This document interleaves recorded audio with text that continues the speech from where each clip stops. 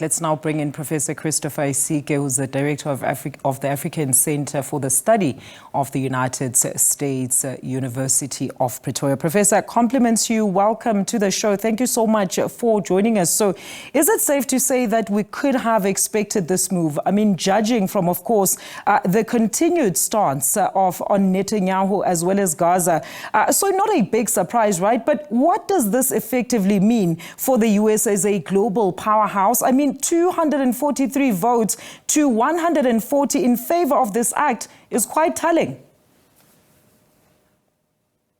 Well, good afternoon to you, Alicia, and Happy New Year to you.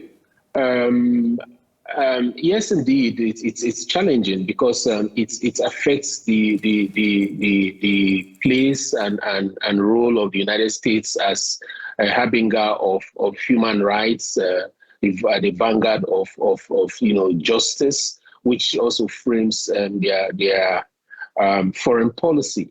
And this is not very good for the court, in terms of its functionality, its quest for international justice and even global diplomacy. It's really unfortunate that the United States is doing this part in terms of actually putting criticisms against the court, which is one thing that they can do, like the Russians did when the courts issued a warrant of arrest against Vladimir Putin.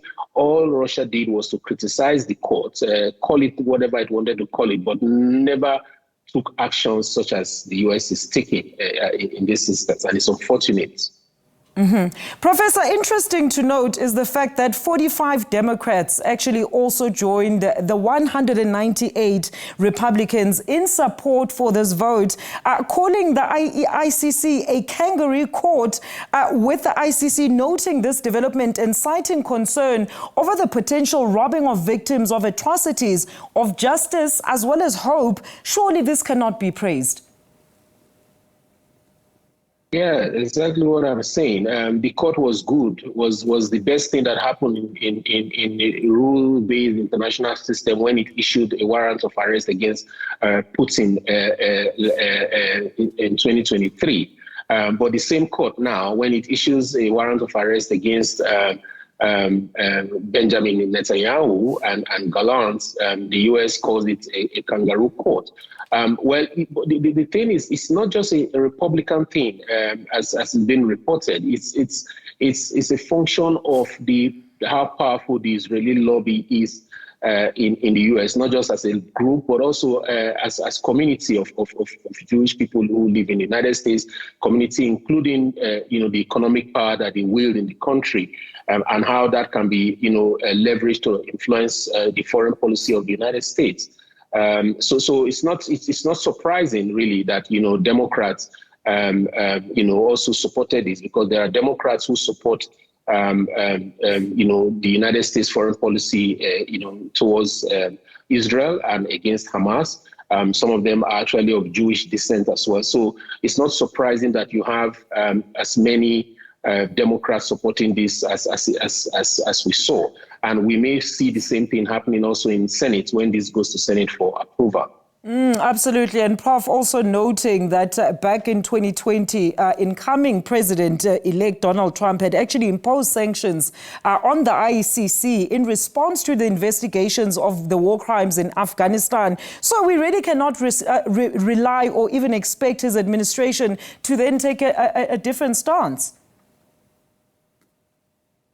Yeah, he did that before in 2021, and there were expectations that he would do the same as soon as he comes into office on the 28th of January. But the fact that he's now even backed by the Congress and the legislative arm of the U.S. government gives him more powers, more, to do more than even sanction. Because right now we're talking about targeted sanctions on individuals, travel bans, and asset freezes. But the real challenge we should fear and fear for global justice is the institutional restrictions that can be imposed on the ICC itself. Because it's one thing to sanction officials of the ICC, but it's another thing to sanction the ICC as an institution.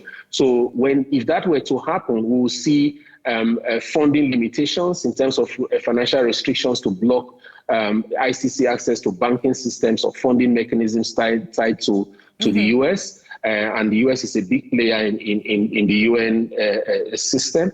Absolutely. We also see operational disruptions that can affect its ability to carry out justice judiciously across the world.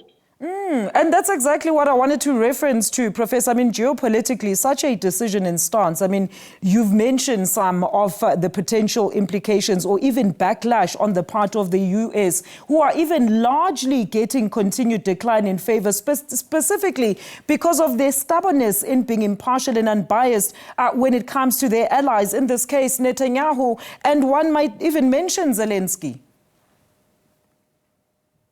Absolutely. If you really want to be objective, you could look at it both ways, and that can also apply to Hamas, by the way.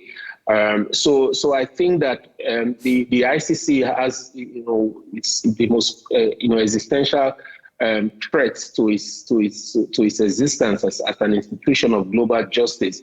Maybe perhaps one of the things that it can do to try and salvage something for itself and even convince the US Congress is to find ways to sanction the regime in Iran, or issue warrants of arrest, against the regime in Iran. That perhaps would help, the Congress to begin to see that, well, it's the ICC is not as partial as they put it. Remember, there was a time where we were thinking that the court was targeting only African leaders, yes, and we also called it partial and selective. So this kind of selective justice accusation doesn't do well for the credibility and functionality of the ICC. So it's perhaps it may need to use this as an opportunity to reinvent itself and shake off that toga. Absolutely, Prof. We're going to leave it there. Thank you so much for your insight this afternoon. Professor Christopher Isike there on the US Congress voting to sanction the International Criminal Court.